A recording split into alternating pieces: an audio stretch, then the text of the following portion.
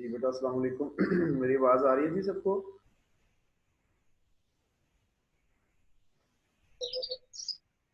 Hello जी बेटा अस्सलाम वालेकुम, मेरी आवाज आ रही है जी सबको?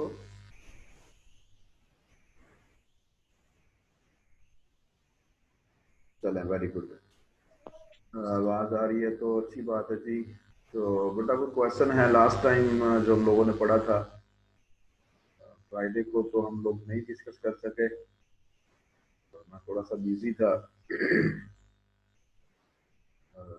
लेकिन उससे पहले हम लोगों ने जो पढ़ा था, कोई क्वेश्चन है किसी को तो शाबाश पूछ लें। किसी तरह का कोई प्रॉब्लम डीएसीपी में? बेसिकली हम लोग उस जादू को समझना चाहते थे। हम लोग उस ऑटोमेशन को समझना चाहते थे कि मैं कहीं भी जाता हूँ, मैं वहां जाके अपना वाईफाई ऑन करता हूँ और पासवर्ड देता हूँ और वाईफाई के साथ या वायरलेस नेटवर्क के साथ कनेक्ट हो जाता हूँ। आईपी एड्रेस तो मैं असाइन ही नहीं करता। मैं घर आ जाता हूँ, घर आकर मैं वाईफाई ऑन करता हूँ और ऑलरेडी मैंने पासवर्ड जो है वो सिक्योर सेव किया होता है, दैट्स वाई मैं ऑटोमेटिकली नेटवर्क के साथ कनेक्ट हो जाता हूँ। तो क्वेश्चन ये था कि without assigning N IP address आप कैसे एक नेटवर्क का पार्ट बन जाते हैं और कैसे आप इंटरनेट यूज करना शुरू कर देते हैं।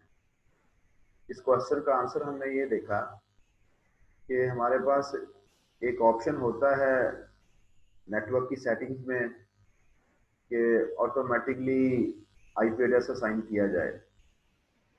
तो वो ऑटोमेटिकली आईपी एड्रेस असाइन किया जाए, उसको हम लोग ऑन कर देते हैं, हम उसको चेक कर देते हैं। वो आईपी एड्रेस जो ऑटोमेटिकली असाइन होता है वो कैसे होता है, बेसिकली हम उस मैकेनिज्म को हमने समझना था। उस मैकेनिज्म को समझने के लिए जब हम लोगों ने डिस्कस करना शुरू किया तो हमें पता चला कि एक ऐसा सर्वर या एक ऐसी फैसिलिटी हमारे पास अवेलेबल है जिसको डायनामिक होस्ट कॉन्फ़िगरेशन प्रोटोकॉल बोला जाता है। तो नॉर्मली हम उसको कहते हैं कि देयर इज अ सर्वर। एक सर्वर होता है जिसके ऊपर डीएचसीपी को कॉन्फ़िगर किया जाता है, और जब डीएचसीपी को कॉन्फ़िगर किया जाता है तो डीएचसीपी जो है उसके अंदर एक पूल बना दिया जाता है, पूल डिफाइन कर दिया जाता है having number of IP addresses. वो जो नंबर ऑफ आईपी एड्रेसेस होते हैं उनके अगेंस्ट हमारे पास डिफरेंट वर्किंग की जाती है। वो कौन सी वर्किंग है वो भी हम लोग आगे जाके देखते हैं। तो बेसिकली मैंने आप लोगों को बताया था, हम लोगों ने डिस्कस किया था कि जैसे ही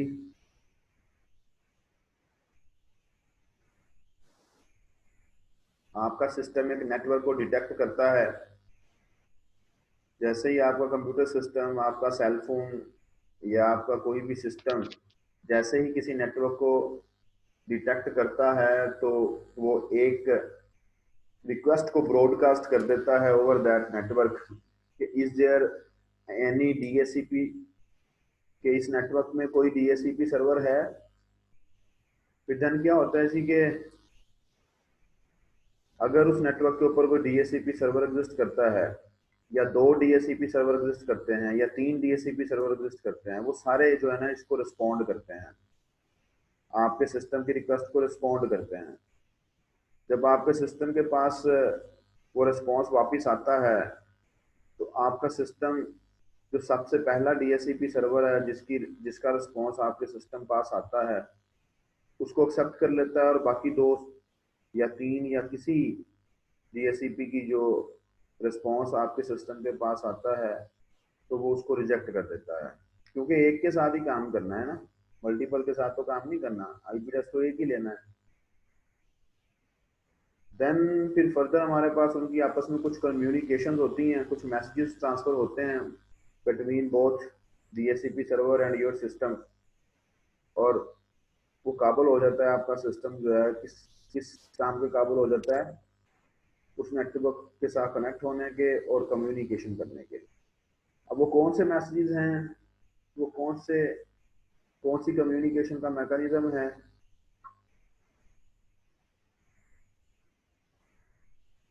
ये आपके सामने लिखा हुआ है कि जैसे ही मैंने अभी आपसे बोला था कि जैसे ही आपका सिस्टम की चीज को नेटवर्क का पार्ट बनता है, ही the system tries to detect.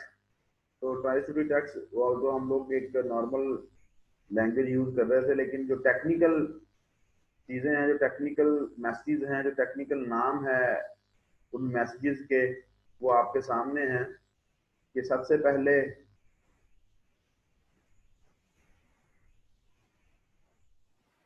आपका सिस्टम एक मैसेज ब्रॉडकास्ट करता है जिसका नाम है message DSCP discover.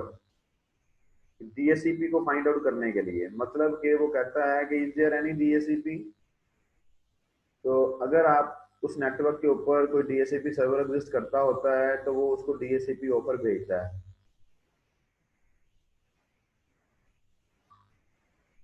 DSCP offer कौन भेजता है? डीएससीपी सर्वर, कि मैं हूं, आप आईपी एड्रेस लेना पसंद करेंगे, ऑफर की जाती है। देन आपका सिस्टम या हमारा सिस्टम आपका सिस्टम या हमारा सिस्टम जो है वो डीएससीपी रिक्वेस्ट भेजता है कि मुझे जो है ना वो आईपी एड्रेस असाइन किया जाए। इसी तरह ये फर्दर हमारे पास मैसेजेस हैं जो कि आप लोगों के सामने लिस्ट की फॉर्म में नजर आ रहे हैं। वन बाय वन इनको देख लेते हैं। ये देखें जी, मैंने आपसे कहा था कि ब्रॉडकास्ट किया जाता है।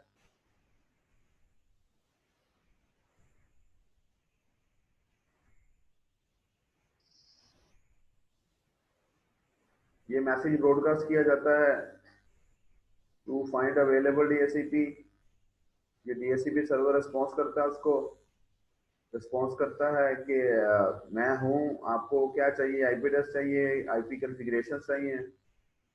देन मैसेज क्लाइंट की तरफ से जाता है सर्वर को कि मुझे एक आईपी एड्रेस दें।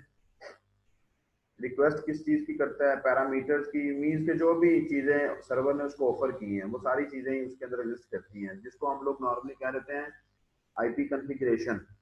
आईपी कॉन्फ़िगरेशन के अंदर डीएनएस वाला, मतलब ईच एंड एवरीथिंग जो है ना, जो भी नेटवर्क से रिलेटेड होता है वो सारा कुछ आपके सिस्टम को असाइन कर दिया जाता है।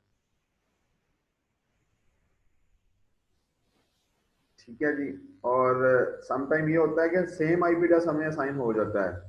तो वो मैंने नेटवर्क के साथ कनेक्ट किया था तो मेरे पास सेम वही आईपी एड्रेस था, शाम को गया वही आईपी एड्रेस है, नेक्स्ट डे मॉर्निंग में गया वही आईपी एड्रेस है। वो आईपी एड्रेस किसी को साइन नहीं हुआ, लेकिन आपकी अवेलेबल था वो, और आपके सिस्टम की इंफॉर्मेशन सर्वर के पास अवेलेबल थी। सर्वर ने चेक किया कि ये आईपी एड्रेस जो है ये पहले इसको साइन किया गया था, तो वही आईपी एड्रेस जो है ना वो आपको दोबारा साइन हो जाता है। देन डीएससीपी एक्नॉलेजमेंट है। डीएससीपी एक्नॉलेजमेंट में आप लोगों के पास क्या है जी? Acknowledgement from server to client with parameters including IP address and so on.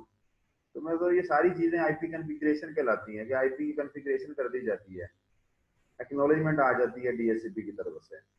DSCP not acknowledgement, जिसको नेगेटिव एक्नॉलेजमेंट भी कहा जाता है, जो सर्वर की तरफ से क्लाइंट को दी जाती है कि आपका जो आईपी एड्रेस है उसका लीज टाइम जो है वो एक्सपायर हो चुका है, तो आप जिस आईपी एड्रेस के लिए रिक्वेस्ट कर रहे हैं, तो देन आपको कोई नया आईपी एड्रेस असाइन किया जाएगा।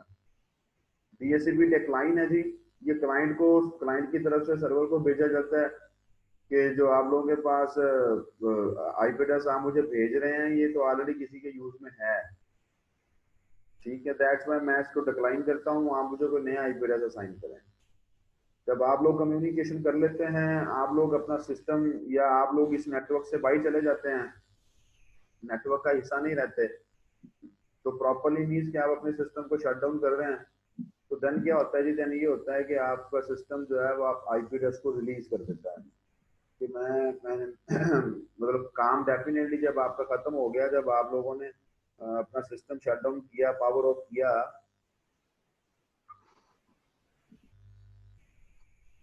तो जो आईपी एड्रेस आप लोगों को साइन किया गया था आप उसको रिलीज कर देते हैं, आप उसको छोड़ देते हैं। That can be available for any other person या एनी अदर सिस्टम। तो डीएससीपी फॉर्म है जो कि क्लाइंट की तरफ से बताया जाता है कि that already has an IP address, जो कि मैन्युअली उसने कॉन्फ़िगर किया हुआ था। Requesting further configuration parameters from the DHCP server. कहते हैं जी मेरे पास आईपी एड्रेस तो है लेकिन दूसरे पैरामीटर्स मुझे असाइन किए जाएं, जस्ट लाइक डीएनएस सर्वर है, डिफॉल्ट गेटवे है, ठीक है, इस तरह की जो चीजें होती हैं। आईपी एड्रेस तो है,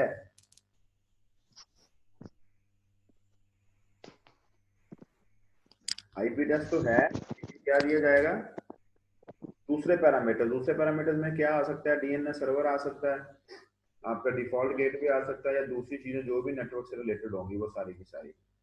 तो ये मैसेजेस हैं जो कि आपस में कम्युनिकेट करते हैं बिटवीन क्लाइंट एंड सर्वर। तो ये इंटरेक्शन के हिसाब से ये सारी वही बातें लिखी हुई हैं जो हम लोगों ने पढ़ी हुई हैं, जो हम लोगों ने डिस्कस की हैं डिटेल में। आप एक दफा इनको बेशक पढ़ के देख लें। The client broadcast a DHCP discover message on its local physical subnet. The DHCP server message में include some options such as network address suggestion और लीज ड्यूरेशन। ठीक है जी। लीज ड्यूरेशन मतलब ये होता है कि कब तक मैं इसको रिलीज कर दूंगा। ठीक है जी, मेरा लीज टाइम जो है, मेरा लीज का जो कॉन्ट्रैक्ट है वो आपके साथ कब हो रहा है, इसकी एक कमांड होती है कि लीज खत्म करने की। तो फिर क्या होता है, फिर आपको हो सकता है कि नया आईपी एड्रेस असाइन हो जाए। ईच सर्वर में respond with the DHCP offer message that includes an available network address and so on. ये सारी बातें वही लिखी हुई हैं जो हम लोग डिस्कस कर चुके हैं। जस्ट लाइक आप इसको पढ़ लें।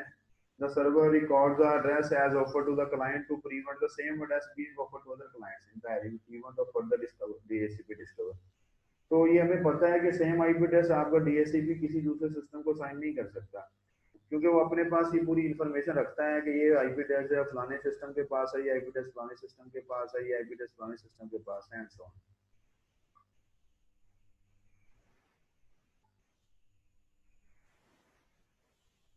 तो ये देखें, ये डीएचसीपी रिक्वेस्ट जो है जो ब्रॉडकास्ट हो रही है, ये डायग्राम हमें दिखा रही है कि ये डीएचसीपी रिक्वेस्ट ब्रॉडकास्ट की है इस क्लाइंट ने, ये इसका मैक एड्रेस लिखा हुआ है। अब ये ब्रॉडकास्टिंग मुझे कैसे पता चला कि ब्रॉडकास्ट हुई है? एक तो मुझे कॉन्सेप्ट है, मैंने पढ़ा है कि क्लाइंट जो है वो रिक्वेस्ट को ब्रॉडकास्ट करता है। दूसरा, इस डायग्राम को देखते हुए मुझे फौरन से क्यों पता चला कि ये ब्रॉडकास्टिंग हो रही है, क्योंकि ये जो रिक्वेस्ट आ रही है, ये देखें एरो साइन इस सिस्टम की तरफ भी है, इस सिस्टम की तरफ भी है, इस सिस्टम की तरफ भी है, इस सिस्टम की तरफ भी है। और ब्रॉडकास्टिंग का मतलब हमें पता है कि पूरे नेटवर्क पर जब डाटा सेंड किया जाता है उसको ब्रॉडकास्टिंग कहते हैं। तो ब्रॉडकास्टिंग आपके पास हो रही है, यहाँ पर डाटा पूरे नेटवर्क पर सेंड किया जा रहा है, रिक्वेस्ट पूरे नेटवर्क पर सेंड की जा रही है। जो भी पर्सन जो है वो आपके पास या जो भी सर्वर जो है जो कि डीएससीपी का काम कर रहा होगा, वो क्या करेगा, वो रिस्पॉन्ड करेगा।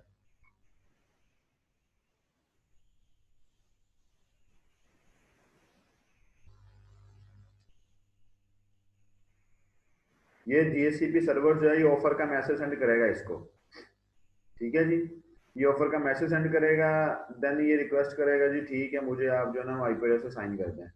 तो ये देखें, ये आईपी एड्रेस की कॉन्फ़िगरेशन इसकी कर दी गई, इसको आईपी एड्रेस भी दे दिया गया, इसको डिफॉल्ट गेटवे भी दे दिया गया, इसको सबनेट मास्क भी दे दिया गया, इसको डीएनएस सर्वर के जो नाम होंगे वो भी दे दिए जाएंगे, नंबर जो है वो भी दे दिए जाएंगे।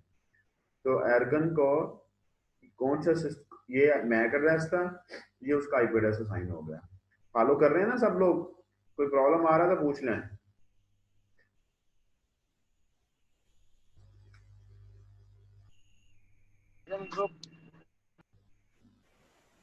जी कोई क्वेश्चन बेटा है, कोई प्रॉब्लम आ रहा है, कोई फील कर रहे हैं तो पूछना शाबाश।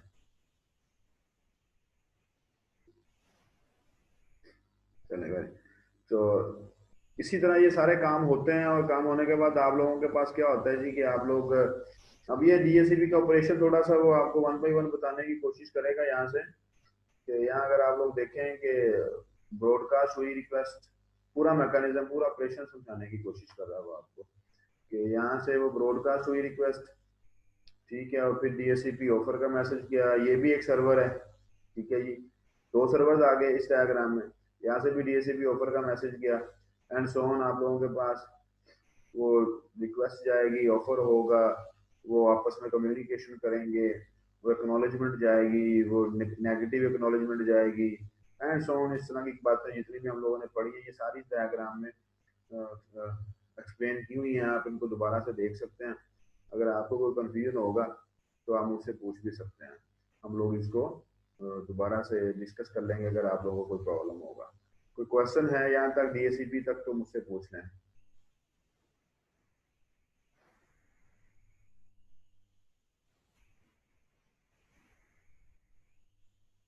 ये लीज रिन्यूअल का मैसेज है कि लीज टाइम आपका जो है वो दोबारा से स्टार्ट हो सकता है, टाइम 1 से स्टार्ट हो सकता है, टाइम 2 तक जा सकता है, लेकिन आप इसको क्या कहते हैं जी, अ,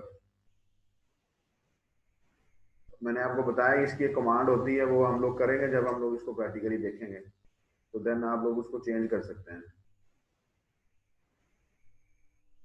ये जीआर आपको बेटा पेपरों की क्या इतनी टेंशन पड़ी हुई है, जब भी पेपर होंगे आपके सबके साथ ही होने हैं। 14 को हम सुन रहे हैं लेकिन एक्टिवली हमें कोई ऐसा कोई चीज बताई नहीं गई, तो अगर 14 से स्टार्ट होंगे तो आपके भी हो जाएंगे, तो टेंशन वाली कौन सी बात है बेटा।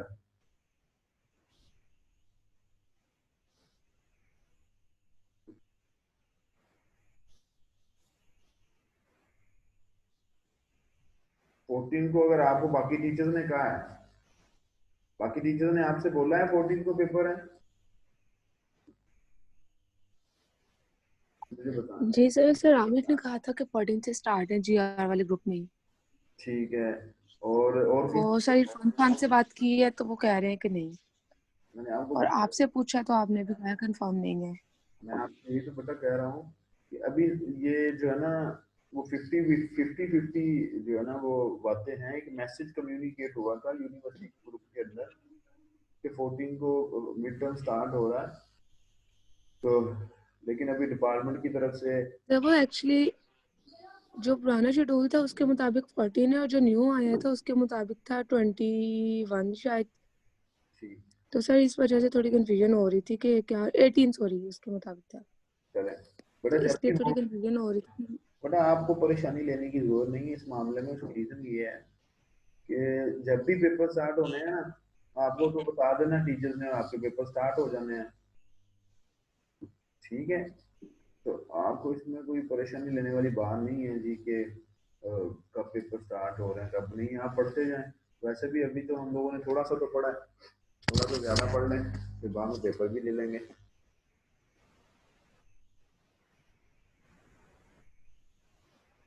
ठीक है ना। अगर किसी ने 14 से ही देने हैं तो वो 14 से ही दे लें, कोई इशू वाली बात नहीं है। चलें जी, नेक्स्ट मूव करते हैं जी। ये सारा फिर हमारे पास डीएससीपी से रिलेटेड उसने छोटी छोटी बातें बताई हैं, ये सारी बातें अगर इसमें से आप इनको पढ़िएगा, अगर आप लोग कोई मतलब कोई प्रॉब्लम आपको आएगा कि क्या प्रॉब्लम है, ये फलाना प्रॉब्लम है, तो फिर हम लोग इसको डिस्कस कर लेंगे दोबारा से। One of the most important component of network, one of the most important component regarding आप इंटरनेट कह लें, इंटरनेट पर जिसका बहुत ज्यादा यूज है, जिसके बगैर आप मील के हम कहते हैं जी कि आप कोई काम नहीं कर सकते। आप डीएन आप कहते हैं मैं डीएनएस इंटरनेट के साथ कनेक्ट हो गया हूँ, लेकिन आपके पास कोई डीएनएस सर्वर नहीं है, तो बहुत मुश्किल सी बात है कि आप कोई इंटरनेट के साथ काम कर सकें। यहाँ पर डीएनएस डोमेन नेम सर्विस, पहले तो मैं आपको इसका बारे में चेक करवाता हूँ कि this is part of your IP configuration. अगर आप इंटरनेट के साथ काम करना चाहते हैं तो, अगर आप वेबसाइट्स एक्सप्लोर करना चाहते हैं तो आप लोगों के पास जो है दिस इज इम्पोर्टेंट पार्ट। अभी चेक कर लेते हैं जी इसको, मैं भी आपको दिखाता हूँ।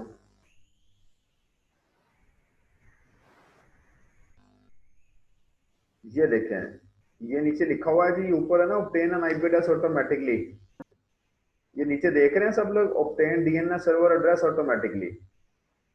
तो this is part of your IP configuration के, जिसके अंदर हमारे पास जो है वो हमें डीएनएस एड्रेस भी चाहिए होता है, और डीएनएस के बगैर समहाउ हम लोग इंटरनेट यूज नहीं कर सकते, इंटरनेट का हमें फायदा नहीं होगा। डीएनएस के बगैर हमें इंटरनेट का फायदा नहीं होगा, इंटरनेट के साथ कनेक्ट होना आईपी एड्रेस का काम है।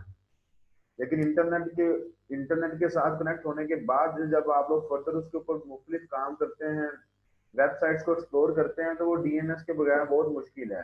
डीएनएस के बगैर आई थिंक हम लोग कहते हैं जी कि समहाउ कि पॉसिबल नहीं है। There might be any other mechanism, लेकिन डीएनएस क्यों जरूरी है, डीएनएस क्या काम करता है, इसके बारे में अभी हम लोग पढ़ेंगे। इसको कहते हैं डोमेन नेम सर्वर या डोमेन नेम सिस्टम भी बोलते हैं। ये हमारे नेटवर्क का पार्ट भी हो सकता है, ये हमारी आईएसपी के नेटवर्क का पार्ट भी हो सकता है, ये नेक्स्ट हमारे पास जिसके साथ हमारी आईएसपी कनेक्टेड है उसके नेटवर्क का पार्ट भी हो सकता है। तो हमारे पास ये डीएनएस का क्या रोल है अभी हम लोग देखेंगे, तो आप लोगों को भी थोड़ा सा पता चलेगा कि बैकएंड पे हो क्या रहा है। जैसे कि डीएचसीपी को जानने से पहले हमें नहीं पता था कि हो क्या रहा है। हम लोग तो खामोशी के साथ अपने फ्रेंड की तरफ जाते थे, वहां जाके सिंपल कहते थे यार पासवर्ड दे दसी, वो पासवर्ड आपको बता देता था, तो आप उसको पासवर्ड को लगाते थे और कनेक्ट हो जाते थे। मतलब बैकएंड पे हमारे माइंड में ऐसी कोई बात नहीं आती थी कि यार कोई आईपी एड्रेस साइन हो रहा है या नहीं हो रहा। जबकि जब हम लोग पासवर्ड दे के ओके करते हैं तो वहां पर हम लोग उसको देखते हैं कि वो लिखा आ रहा था ऑब्टेनिंग एन आईपी एड्रेस, फिर वो कह रहा था वेरीफाइंग एन आईपी एड्रेस, इस तरह का डिफरेंट नीचे मैसेज चेंज हो रहा होता है। कभी देखा आप लोगों ने कि नहीं देखा? तो वो obtaining N IP address obtain कहाँ से कर रहा है?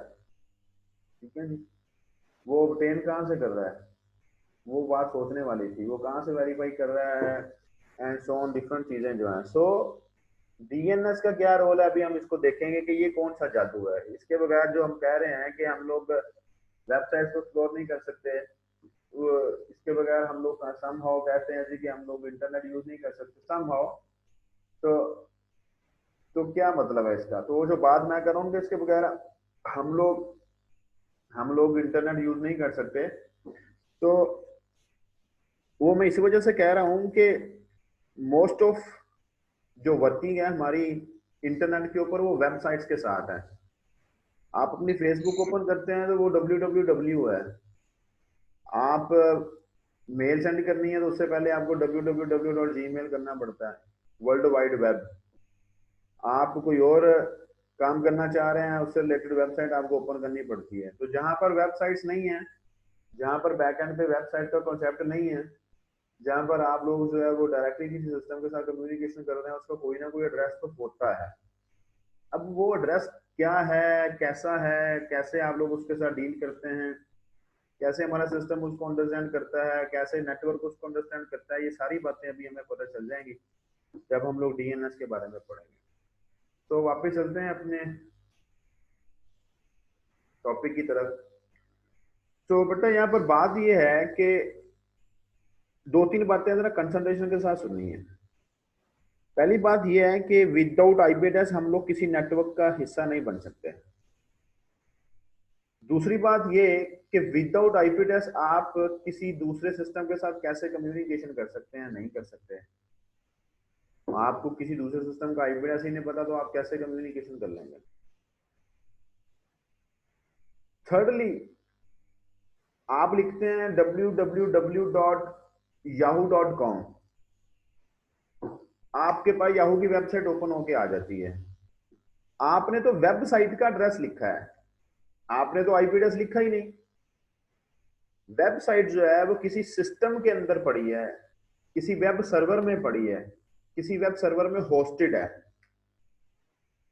अब आपका सिस्टम कैसे उस सिस्टम तक पहुंचा जिस सिस्टम में याहू की वेबसाइट पड़ी थी,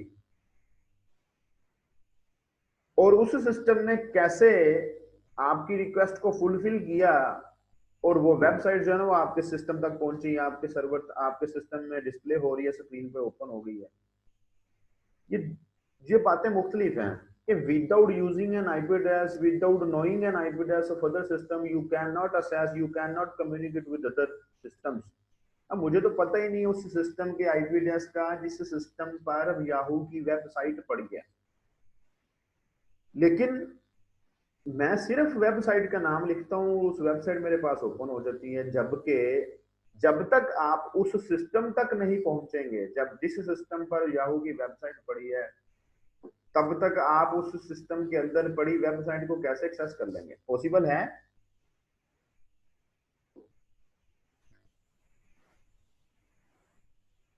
बताएं मुझे, है possible without assessing that system, without connecting to that system, जिस सिस्टम पर उस याहू की वेबसाइट पड़ी है, आप उस सिस्टम के अंदर जो भी काम है, जो भी आप उसके साथ करना चाहते हैं, आप कैसे कर सकते हैं? नहीं कर सकते। तो सर हम फ्रॉड उसका सर्वर वगैरह तो चेक कर सकते हैं ना, पिंग करके? क्या चेक कर सकते हैं? मतलब लेट्स सपोज याहू है, तो हम अगर उसको सीएमडी में पिंग करें पूरी साइट को, तो वो बता देगा ना कि ये वाला सर्वर यूज कर रहा है, तो इसका डिफॉल्ट आईपी भी आ जाएगा आई थिंक। जरा ये बातें तो बाद मैं आपको बताता हूँ। आपके क्वेश्चन का आंसर ये है कि वो बता देगा। जी सर। उसको कैसे पता चलेगा कि मैंने फलाने आईपी एड्रेस को पिंग करना है? आपके सिस्टम को कैसे पता चला कि मैंने फलाने आईपी तक जाना है? ठीक है। वो थ्रू वेबसाइट ही, हमने वेबसाइट लिखी थी इसलिए। वेबसाइट तो एक एड्रेस है ना बेटा। वेबसाइट तो वो चीज जी। होती है जो कि एक सॉफ्टवेयर होता है, और वो सॉफ्टवेयर क्या होता है? सिस्टम के अंदर पड़ा होता है। ठीक है। जब तक आप उस सिस्टम के आईपी एड्रेस को नहीं जानेंगे जिस सिस्टम पर वो वेबसाइट पड़ी है, तब तक आप उस वेबसाइट तक कैसे पहुंच सकते हैं? फॉलो कर रहे हैं बात को कि जी नहीं सर कर समझ गया। जी जी समझ गया था, समझ गया था। जी रहे? जी। जी। तो अब क्वेश्चन ये है कि आप उस सिस्टम तक कैसे पहुंचे हैं? आपके पास वो आईपी एड्रेस ही नहीं है। आपके पास तो सिर्फ एड्रेस था yahoo.com। और याहू तो एक सॉफ्टवेयर है भाई। याहू तो एक वेबसाइट है जो कि सिस्टम के अंदर पड़ी है। किसी सिस्टम पड़ी है जहां पर हम कहते हैं जी याहू का सर्वर है। तो याहू का सर्वर मीन्स कि एक सिस्टम, उस सिस्टम के अंदर याहू की वेबसाइट पड़ी है, और जो वेबसाइट सिस्टम के अंदर पड़ी है, उस सिस्टम तक पहुंचना हमारा मकसद है। पहले हम उस सिस्टम तक पहुंचेंगे तो उस वेबसाइट को लेंगे। अब हम लोग तो जानते ही नहीं हो क्या रहा है। हम सिंपल लिखते हैं yahoo.com और ओपन कर देते हैं, एंटर कर देते हैं, और याहू की वेबसाइट हमारे सामने ओपन हो जाती है। तो हमें इस जादू के बारे में जानना है, इस ऑटोमेशन के बारे में जानना है कि भाई without knowing N IP address my system doesn't know about the IP address of that system जहां पर आपकी याहू की वेबसाइट पड़ी हुई है, होस्टेड है। तो आईपी एड्रेस तो पता नहीं है, लेकिन फिर भी वो आईपी मेरी वेबसाइट ओपन कर देता है। यार बड़ी बात है, ये कौन सी ऑटोमेशन है? तो there comes a facility, there comes a service, जिसको हम डोमेन नेम सिस्टम बोलते हैं, डोमेन नेम सर्वर बोलते हैं। तो बेटा दुनिया में आप लोग मेरे ख्याल से कोई 10 12 15 वेबसाइट्स के नाम जानते हैं। और 10 12 15 वेबसाइट्स के जिनके आप नाम जानते हैं, वो हो सकता है डिफरेंट सिस्टम्स पर होस्टेड हों, डिफरेंट सर्वर्स पर होस्टेड हों। वो हो सकता है एक सिस्टम पर ही होस्टेड हों, लेकिन उस सिस्टम तक पहुंचेंगे तो वेबसाइट तक पहुंचेंगे। सो डोमेन नेम सिस्टम क्या करता है? जब आप लोग www.yahoo.com करते हैं, तो बेटा डोमेन नेम सिस्टम yahoo.com को रिजॉल्व करता है, yahoo.com को कन्वर्ट करता है into an IP address of that system जहां पर याहू की वेबसाइट पड़ी है। मतलब कि जब हम लोग लिखते हैं ना yahoo.com, तो हमारी रिक्वेस्ट yahoo.com की तरफ नहीं जाती। हमारी रिक्वेस्ट जाती है डीएनएस के पास, डोमेन नेम सर्वर के पास। डोमेन नेम सर्वर देखता है भाई ये yahoo.com को मैंने किस आईपी एड्रेस के साथ मैप करना है। yahoo.com को वो जिस आईपी एड्रेस के साथ मैप करता है डीएनएस, तो फिर हमारी रिक्वेस्ट उस आईपी एड्रेस की तरफ जाती है जिस आईपी एड्रेस में आपकी रिक्वेस्ट को मैप किया जाता है, रिजॉल्व किया जाता है। देन आपकी रिक्वेस्ट उस आईपी एड्रेस तक जाती है। जब आपकी रिक्वेस्ट उस आईपी एड्रेस पर पहुंचती है, दैट सिस्टम जहां पर आपकी रिक्वेस्ट गई, वो क्या है? वो एक वेब सर्वर है। वो किस चीज का वेब सर्वर है? वो yahoo.com का वेब सर्वर है। जब रिक्वेस्ट उसके पास पहुंचेगी कि मेरे पास ये किस चीज की रिक्वेस्ट आई है इस आईपी एड्रेस से, तो देन क्या होगा? देन वो सर्वर जो है वो रिस्पोंड करेगा किस चीज के साथ? आपको yahoo.com का पेज डिस्प्ले करवाएगा। जब वापस वहां से आप लोगों के पास रिक्वेस्ट फुलफिल होके उस सर्वर की तरफ से हमारे सिस्टम की तरफ आएगी, वो फिर वापस डीएनएस के पास पहुंचेगी। वो डीएनएस वापस देखेगा कि ये फलानी जो रिक्वेस्ट मेरे पास फुलफिल होके आई है, ये कहाँ से आई है? इस आईपी एड्रेस से आई है। इस आईपी एड्रेस का मतलब क्या है? उस आईपी एड्रेस को वापस मैप करेगा, किस में करेगा? उस एड्रेस में। जिस एड्रेस के लिए रिक्वेस्ट गई थी, तो वापस जब वो रिक्वेस्ट फुलफिल होके आएगी तो हमारे सामने जब वो रिक्वेस्ट फुलफिल होके नजर आएगी तो वो www.yahoo.com के अगेंस्ट आएगी। अब मैं अगर एक नेटवर्क बनाता हूं तो मुझे पूरी दुनिया के जो वेबसाइट्स हैं, पूरी दुनिया के हमारे पास जो वेबसाइट्स एग्जिस्ट करती हैं, उन सब के आईपी उन सब के सिस्टम्स के आईपी एड्रेसेस नहीं पता, उन सब के सर्वर्स के आईपी एड्रेसेस नहीं पता। तो इस यहाँ पर क्वेश्चन ये है कि फिर कैसे मैपिंग हो जाती है, कैसे आप डीएनएस सर्वर का जिक्र करते हैं। फिर होता बेटा ये है कि फिर हमारे पास ऑल ओवर द वर्ल्ड कोई 13 ऑर्गेनाइजेशन ऐसी हैं जिनके पास पूरी दुनिया के वेबसाइट्स के आईपी एड्रेसेस पड़े हैं। वेबसाइट्स के आईपी एड्रेस मतलब वेबसाइट का आईपी एड्रेस नहीं होता, ये बात याद रखनी है। अब ये ना कहें कि सामने हमें ऐसे पढ़ाया है, ये सिर्फ अंडरस्टैंडिंग के लिए हम ये वर्ड बोल रहे हैं। वेबसाइट के आईपी एड्रेस का मतलब है वेबसाइट जिस सिस्टम पर होस्टेड है उसके आईपी एड्रेस, उस सिस्टम का आईपी एड्रेस। ठीक है जी, क्लियर है सबको? वेबसाइट का आईपी एड्रेस नहीं होता, वेबसाइट जिस सिस्टम पर जिस सर्वर पर होस्टेड है उस सिस्टम का आईपी एड्रेस याद रखना है। तो अभी बाद में फिर ये ना होगा जी सर ने तो हमें इसी तरह ही पढ़ाया। तो अब उनके पास जो 13 ऑर्गेनाइजेशन है, उनके पास हमारे पास क्या होता है जी, उनके पास पूरी दुनिया की जितनी भी वेबसाइट्स हैं ऑल ओवर द वर्ल्ड, उनके पास उनके रिलेटेड सिस्टम्स के आईपी एड्रेसेस पड़े होते हैं, उनके पास अवेलेबल हैं। वो कैसे काम होता है, ये कैसी हमारे पास वो सारी डिस्कशन होती है, वो भी हम लोग आगे जाके देखेंगे कि क्या हो रहा है, कैसे हो रहा है। ठीक है जी, तो जस्ट मैं आपको यहाँ से ये डिस्कस करते हैं इनको, लेकिन थोड़ा सा ठीक है जी, ये मैं आपको बताता हूँ, डायग्राम दिखाने की कोशिश करता हूँ आपको। ये बेसिकली उन ऑर्गेनाइजेशंस के नाम लिखे हुए हैं, ये जो मैंने अभी आपको बताई। ये कितनी है जी? 1 2 3 4 5 6 7 8 9 10 11 12 13। ठीक है, ये 13 ऑर्गेनाइजेशंस हैं। ये देखें 13 root name server operation world wide. तो अभी हम इनके बारे में पढ़ेंगे वन बाय वन, तो हमें इनकी समझ आ जाएगी ये हो क्या रहा है। तो मैं आई एम ट्राइंग के मुझे जो है ना वो एक अच्छी इसकी डायग्राम मिल जाए जो मैं आपको बता सकूं कि ये हो क्या रहा है। तो नहीं, इसकी तरफ हमने नहीं जाना।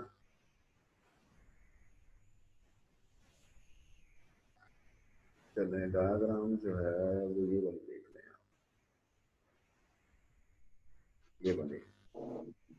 ठीक है जी, यहाँ से काम स्टार्ट हुआ था। ये आपका सिस्टम है, आपने एक वेबसाइट के लिए लिखा, ठीक है। अब उस वेबसाइट का आईपी एड्रेस जो है, मींस कि उस वेबसाइट से जो सर्वर है उसका आईपी एड्रेस जो है वो कहाँ से मिलना है। आपका जो लोकल डीएनएस है उसके पास रिक्वेस्ट गई, उसके पास नहीं है, उसने रूट डीएनएस के पास भेजा। ये रूट डीएनएस क्या होता है अभी हम लोग देखेंगे। अभी मैं चाह रहा हूँ कि अभी हमारी क्लास का टाइम खत्म हो जाना है, तो नेक्स्ट क्लास में हम लोग इसको देख लें, स्टार्ट कर लें। रूट डीएनएस से अगर हमारे पास टीएलडी डीएनएस है, ठीक है जी, तो उसके पास रिक्वेस्ट चले जाएगी, उसके पास उससे मिल जाएगा काम, उससे हो जाएगा तो इसी यहीं से वापस हो जाएगा। अगर उससे नहीं होगा तो फिर आप लोगों के पास ये अथॉरिटेटिव डीएनएस सर्वर होता है, इसके पास आप लोगों के पास रिक्वेस्ट चली जाएगी। तो कहीं ना कहीं से जाके हमारे पास क्या है कि उस वेबसाइट से रिलेटेड जो आईपी एड्रेस है, उस वेबसाइट से रिलेटेड जो सिस्टम है, उसके अंदर हमारे पास जो उसका जो आईपी एड्रेस है उसके सर्वर का, वो हमें कहीं ना कहीं से मिल जाएगा। और फिर हमारी रिक्वेस्ट जो है ना वो उस आईपी एड्रेस के अगेंस्ट फॉरवर्ड होती है, उस वेबसाइट के नाम के अगेंस्ट फॉरवर्ड नहीं होती। क्योंकि वेबसाइट का नाम तो बेटा एक नाम है उस सॉफ्टवेयर का जो कि किसी सिस्टम में पड़ा हुआ। हम जानते हैं कि वेबसाइट जो है वो एक एक एक सॉफ्टवेयर की तरह एक फोल्डर के अंदर हमारे सिस्टम के अंदर पड़ी होती है। पता है कि नहीं पता? पढ़ रहे हैं ना, वेब इंजीनियरिंग पढ़ ली होगी, आप लोग पढ़ रहे होंगे वेबसाइट को कैसे होस्ट किया जाता है, वेब सर्वर क्या होता है। पढ़ रहे हैं या नहीं पढ़ रहे?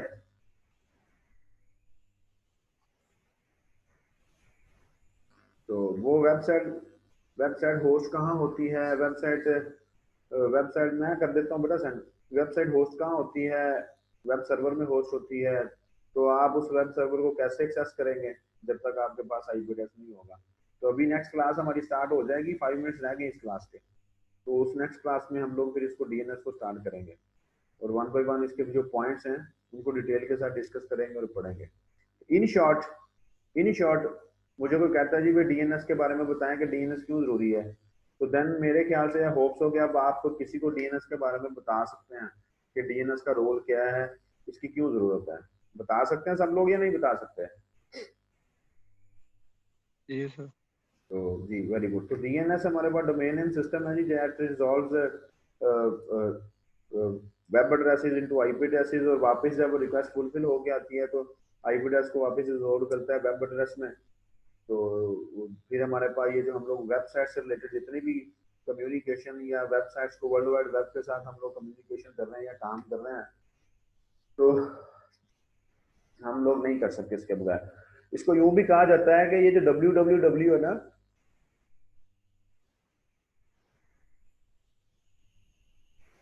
वर्ल्ड वाइड वेब, ये एप्लीकेशन है इंटरनेट की। ठीक है, ये इंटरनेट की एक एप्लीकेशन है www जो है, वर्ल्ड वाइड वेब जो है। ठीक है नेक्स्ट बेटा, अब नेक्स्ट क्लास में हम स्टार्ट करते हैं 10 बजे, उसमें फिर हम लोग इसको शुरू करते हैं।